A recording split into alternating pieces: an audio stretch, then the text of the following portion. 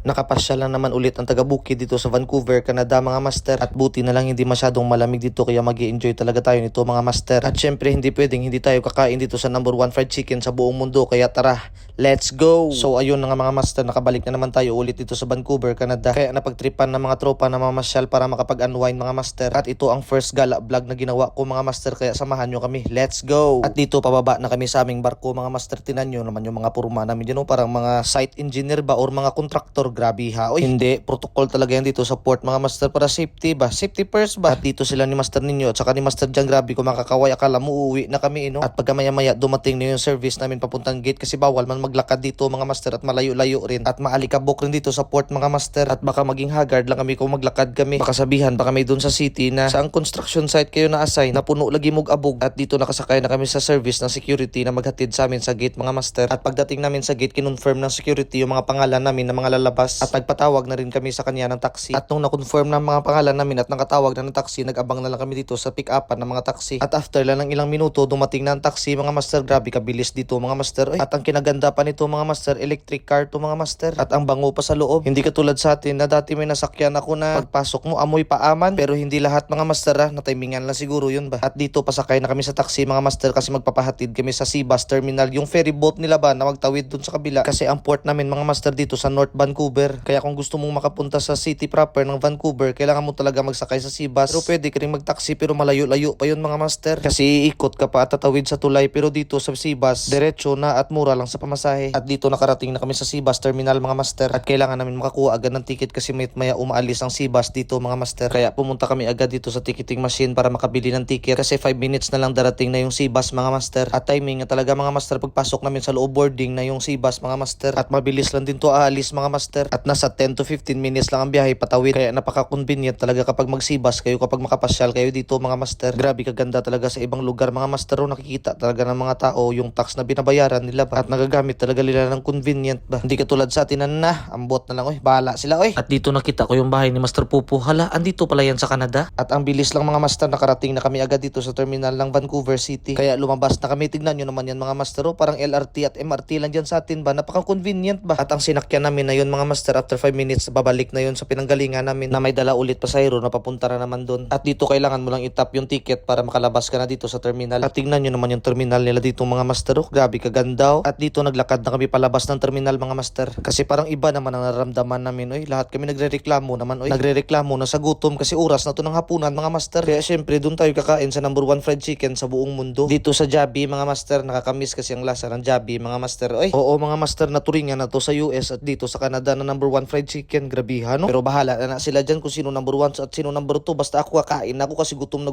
talaga ako. At pagpasok namin mga master, nag-order kami agad. At si Master Tom pala nagpindot-pindot dito mga master kasi wala man ito sa bundok. Hindi man ako marunong nito. At pag maya-maya andyan na ang order namin mga master. At all Filipino crew pala dito mga master. Kaya hindi na kayo mahirapan makipag-usap dito sa mga crew. At ito pala ang in-order ko mga master, yung may adobo rice. Parang wala man sa atin to no? Bahala na siya di ay. Basta ako mukhaon ako eh. Kaya tara, kain tayo mga master. Kada balik ko dito sa Vancouver, Canada mga master, ito talaga yung in-order ko ba? Yung spicy na 2-piece. Kasi yung spicy nila dito spicy talaga, maanghang talaga. Di katulad yan sa atin sa Pinas na parang nilagyan lang ng food coloring ba? Pero masarap pa rin ang lasa. At habang kumakain ako dyan mga master, gusto ko na i-promote sa inyo ang Nav eSIM. Mahilig ba kayo mag-travel o FW kayo o katulad ko ng seaman? Mag-eSIM na lang kayo mga master para less hassle na. Kesa sa papalit-palit kayo ng SIM card. Dito scan nyo lang ang QR code at ready to use na. Sa gustong mag-avail mga master, PM nyo lang yung page ng Nav eSIM. At meron din yan silang 24/7 na customer service. At bago kayo mag-purchase, huwag nyo kalimutan ang promo code na to para magkaroon kayo ng discount mga master. Kaya PM nyo lang dyan sila mga master. Bahala mo eh. At mabalik na tayo dito sa kinakain ko mga master. Ito talaga yung masarap mga master. Maglagay ka ng balat, maglagay ka ng kanin, tapos lagyan mo ng gravy, tapos diretso subo sa bunganga na parang kuweba. Makakita lagi yung uban ni makaingon jud nga na. Gutom jud kayo kadong siguro dong ba. Pero bahala na sila dyan oy, dahil lang isusunod ko dito itong spaghetti oy. Pero sa totoo mga master, iba talaga yung lasa ng spaghetti nila dito kaysa sa atin.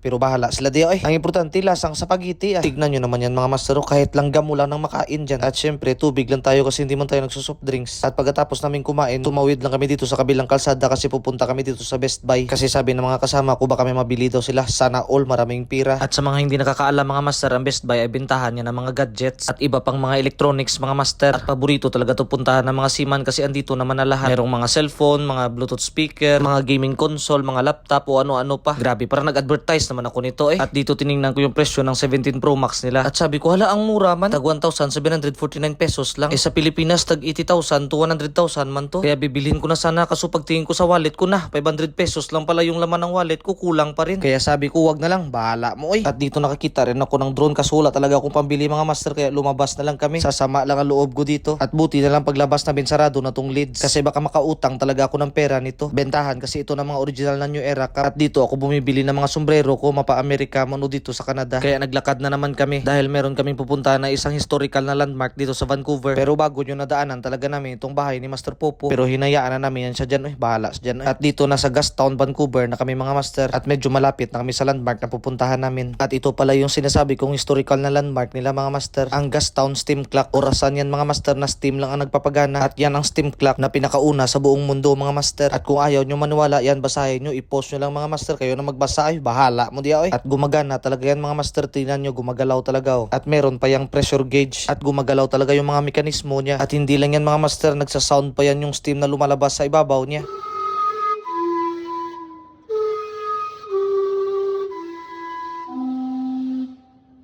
O di ba mga master? Grabe talaga mga master no. Na-preserve talaga nila yung mga historical landmark nila at gumagana pa talaga ng maayos. Kahit yung mga kalsada nila, tignan nyo, bricks pa rin. At maglakad-lakad pa sana muna kami dito mga master. Kaso nakakita kami nagdo-drawing dito sa gilid ng kalsada. Kaya nagsabi si Sir First na magpa-drawing daw siya pang souvenir niya ba. At sabi ng artist, kaya niya daw i-drawing si Sir First ng 10 to 15 minutes lang. Kaya sabi ko na, baka gawin lang tong cartoons yung mukha mo sir. At tignan nyo naman yan mga master oh, parang nagpipirma-pirma lang siya ba. Pero dito makikita mo talaga yung totoong artist mga master kasi parang nakukuha man niya agad ang hugis ng mukha ni Sir First. At pagkatapos ng 2 minuto mga master, ganito na yung itsura ng drawing niya. Kaya niloko ko na naman si Sir First na sir, wala na talaga. Parang naging riding in tandem na yung itsura mo dito. Ako na lang sana nag-drawing sa'yo sir. Pero pagka maya parang napahiya man ako kasi parang gumaganda naman. Totoo mga master, mga nasa 5 minutes pa lang mahigit niya na nag-drawing pero parang kamukha na talaga ni Sir First. At pagkatapos niya mag-drawing, tignan nyo naman yan mga master oh. Parang naging teenager ulit si Sir First ba. At pinapirmahan na yan dyan ni Sir First sa artist. Tapos pinalagyan ng date at saka Vancouver, Canada para pang souvenir niya ba. Grabe talaga ang mga artist mga master no. Halos 15 minutes niya lang yung ginawa pero quality oy. At pagkatapos na may magpa-drawing, bumalik na kami dito sa Sibas Terminal kasi gabi na, kinapos na kami sa oras. Pero parang ang liwanag pa mga master no. Mag-aalas 10 na yan ng gabi dito. Balak pa sana namin pumunta sa Canada Place at iba pa kaso kapos na sa oras. At hanggang 10 PM lang ang last trip ng Sibas pabalik. Kaya bumili na naman kami ng ticket pabalik para makapagpahinga na rin sa barko bago mag-duty. Kaya hanggang dito lang muna mga master, mahaba ng video, bahala mo oy.